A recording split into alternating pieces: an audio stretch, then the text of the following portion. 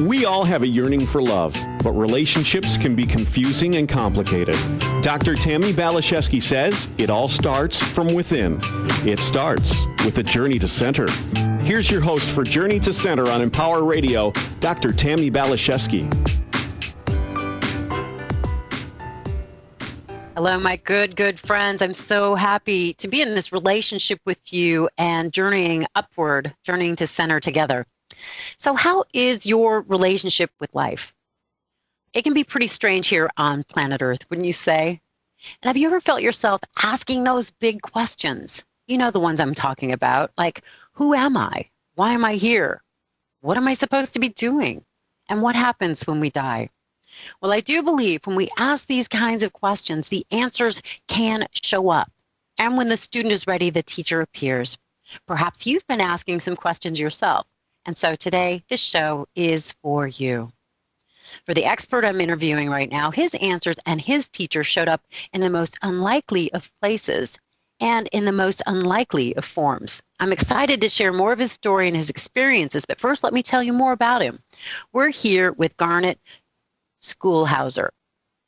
Garnet was a corporate attorney in Calgary, Canada for 34 years before retiring to Vancouver Island in 2008. His life changed dramatically one day towards the end of his career when he was confronted on the street by a homeless man whose name was Albert. Over the next few years, he had a series of conversations with Albert who disclosed startling new truths about life, death, the afterlife, and God.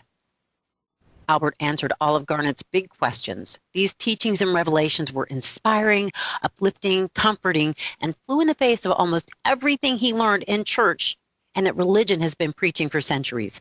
Garnet then proceeded to write Dancing on a Stamp at Albert's request so that these revelations and the answers to the big questions would be available to anyone who wants them.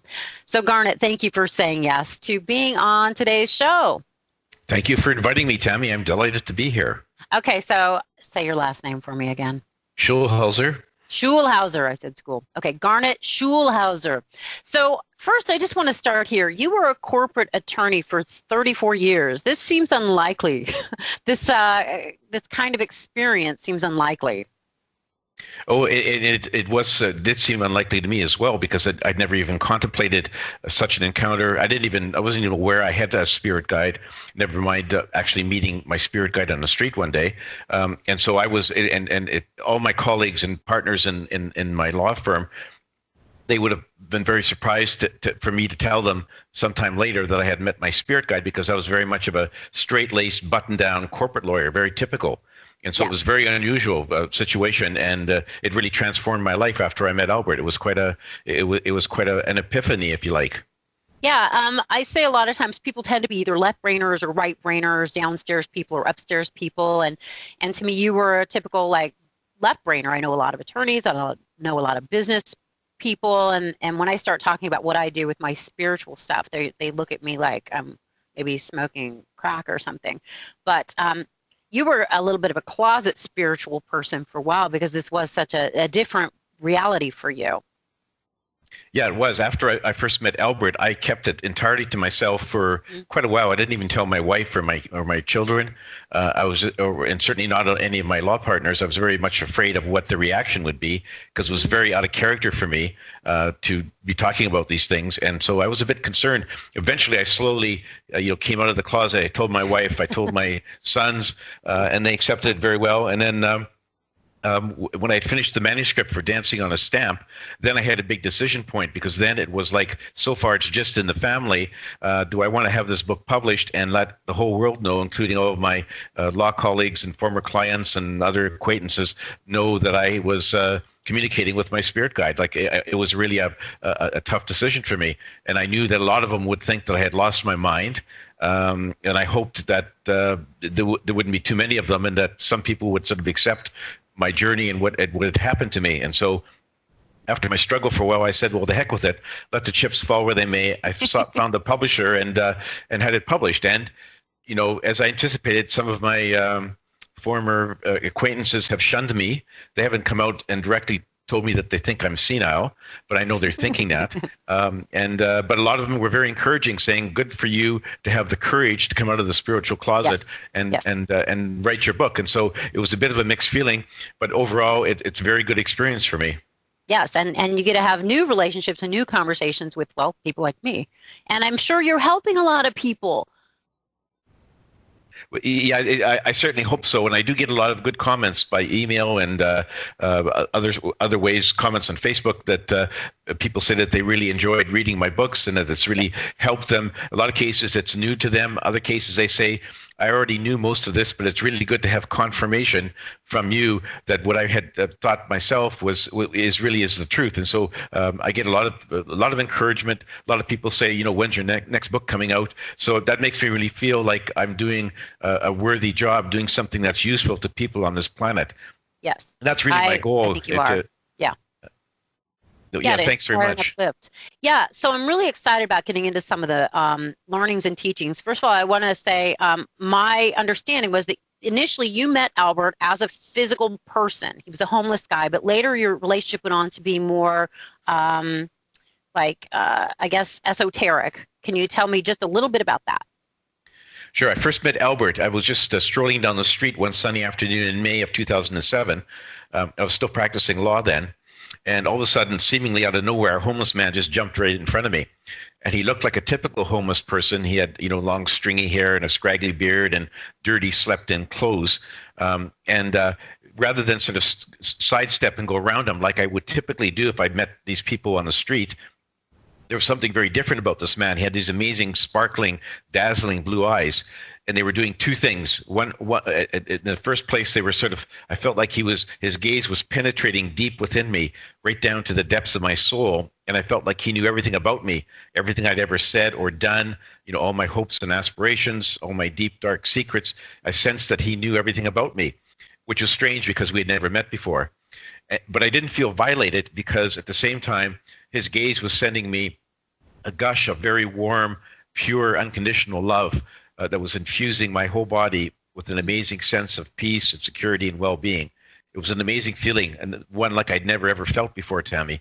Mm-hmm. And so I stood there like a deer caught in the headlights. And then he broke the spell by saying to me, "Why are you here?" And then he promptly disappeared into a nearby store. So I went into the store to try to find him. I just had to find out more about this man.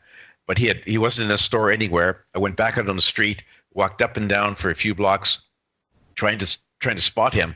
But he had seemingly disappeared into thin air.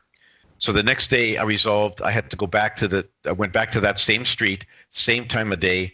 I hoped to spot this man so I could ask him who he was and why he had stopped me. And I walked up and down the street for about 10 or 15 minutes. I was about to give up hope when I spotted him sitting all alone on a bench. So I went up to him and I said, "Who are you and why did you stop me the other day?" And he said, "I'm a soul just like you. I'm here to help you on your journey and answer your questions." And then my skeptical lawyer brain kicked in. And I said to him, "Why do you think you can help me when you can't even help yourself? Because it looks like you've been sleeping on the street for weeks and you smell like a dead fish." He just gave me a big, huge grin. And he said, "Looks can be deceiving because you look like you're a very successful corporate lawyer with everything under control. But we both know that's just a facade." He said, "You can turn around and go back to your office and see if you can find all those answers you've been seeking all these years in all those emails waiting for you on your computer, or you can sit down and have a chat with me." Mm-hmm. So luckily my intuition was screaming at me that I should sit down and talk to this man because he was really a very different, special kind of person. So I did. That began a dialogue that I had with him that went off and on for the next few months. And he told me early on that he was one of my spirit guides in disguise, and that I was the only one who could see him in physical form. And so if anybody had been passing by the bench that day when I first met him, they would have seen me sitting on the bench all by myself, talking to myself because nobody else could see him. Wow. And so that was so he was a very, very wise, interesting soul, very compassionate, very much full of love for humanity. And he told me he came here to answer my questions, but he also wanted me to write a book about his revelations so that everyone else could have access to them.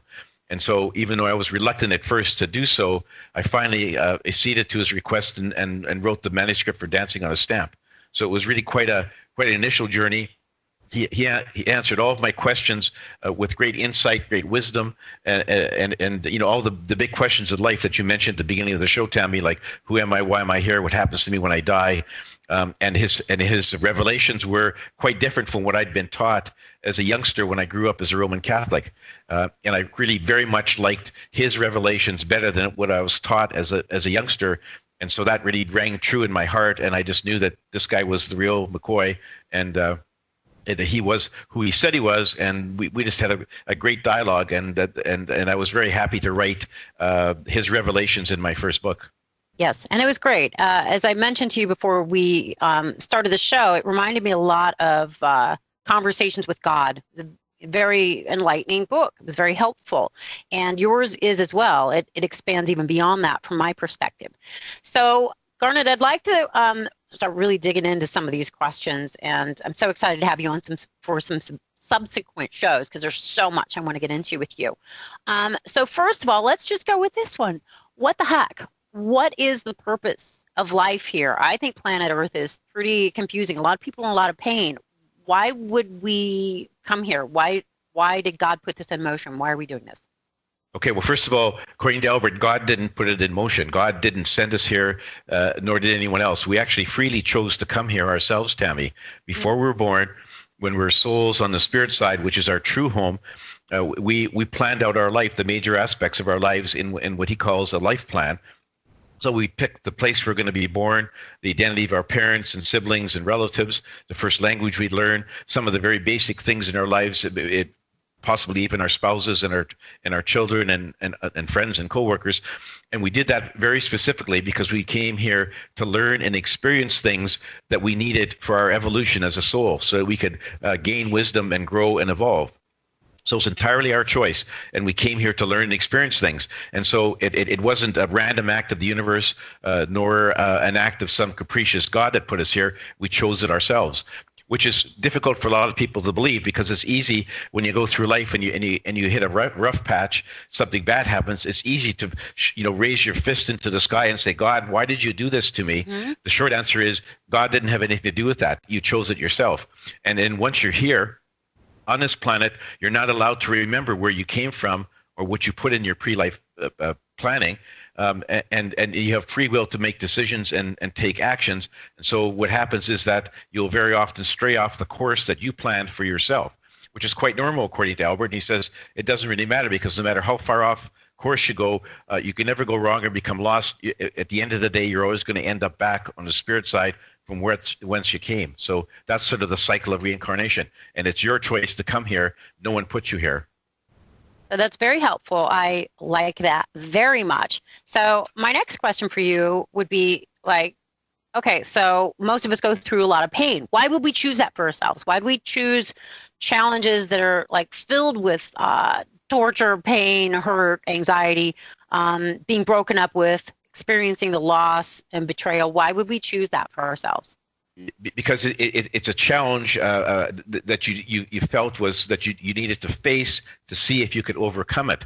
So it's an obstacle that you perhaps in the past you failed miserably and you've reacted in the wrong way. So you're planning this life and you say, I want to try that challenge again. I want to go through this hardship. I want to go through this pain because it's going to help me grow and evolve.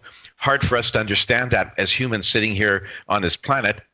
But it makes eminent sense when you're on the spirit side and planning your life. So it's really part of, why do people on Earth decide to try to climb Mount Everest? I mean, what's in it for them? It's a challenge that they want to see if they can accomplish, to see if they can physically overcome all the challenges, get to the top of that peak. So when you're in the spirit side, it's like, why do you want to be born with a handicap and live through a lot of pain? It's sort of like, well, I'd like to try that to see if I can overcome that major obstacle and get through it with a smile on my face and without becoming bitter and angry at the world. So it's a challenge that you just set for yourself. And it may seem strange to us that why would somebody want to be born with a handicap? It's because they understand on the other side that this is sort of a challenge that they have never faced before, or they faced before and it failed miserably and they want to try it again.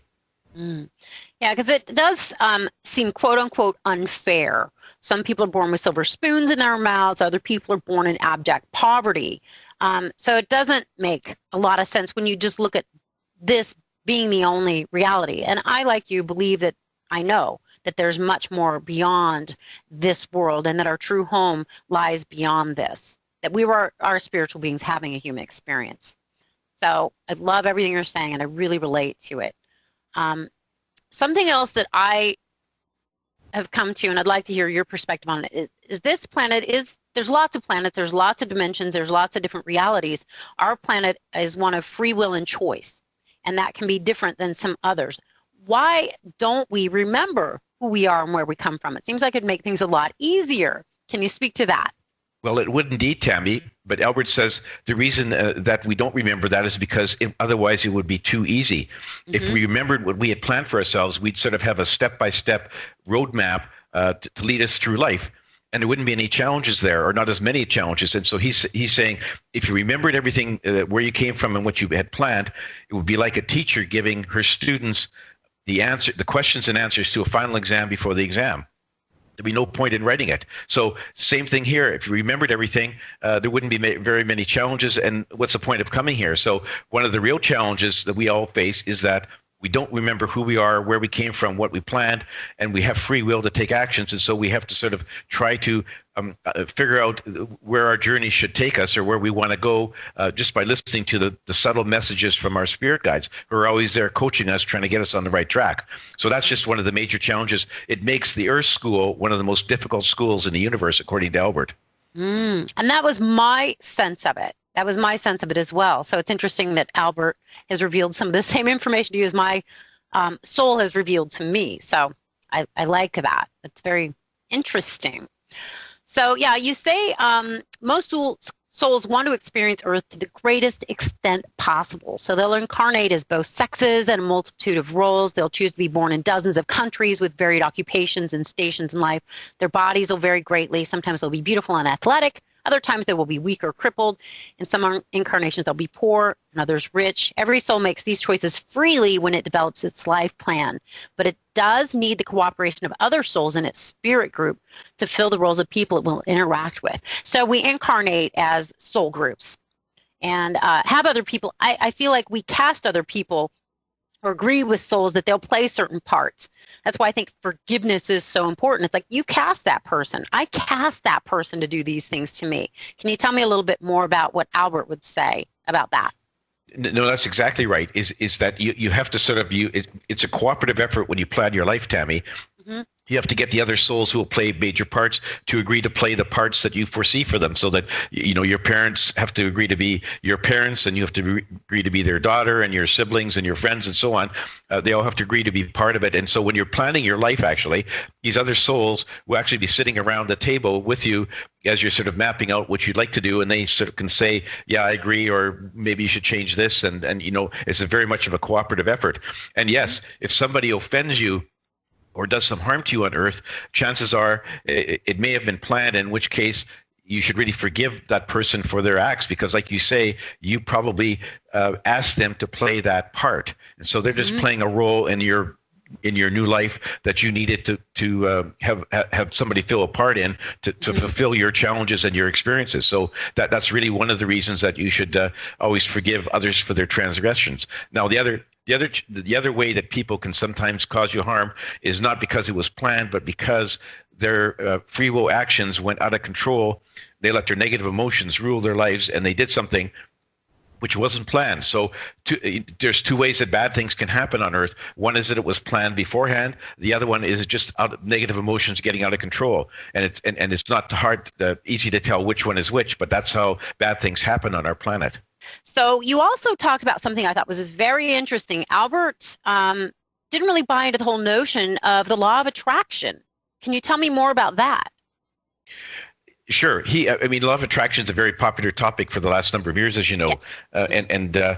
Albert, and I asked Albert about that because he had told me, and he basically said, yes, thoughts are very powerful. Thoughts are basically energy, and when you think things, that's a sort of a wave of energy that fans out and affects other mass and energy in the universe. So he said thoughts are quite powerful, and focused thoughts are more powerful than scattered thoughts.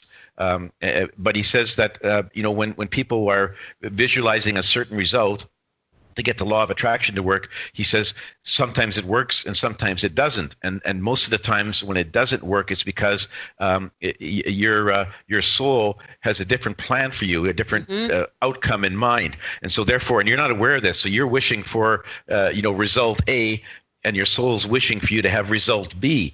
Yes. And so therefore there's a bit of a tug of war. So why don't you get A is because maybe your soul doesn't want you to have that, because that might take you way off course on your life plan and take you down a road that's not really that relevant to you as a soul. And so that's why there's often this tug of war. So he says many times when the law of attraction doesn't work, it's because your soul is working behind the scenes to try to stymie your desire to stop the manifestation of your desires. And so that's why a lot of times it doesn't work. So, and we all know law of attraction does not work all the time. Yeah, I find that interesting. I went to see Abraham Hicks and asked them a very thing. I said, what if I want something that isn't necessarily for my highest good?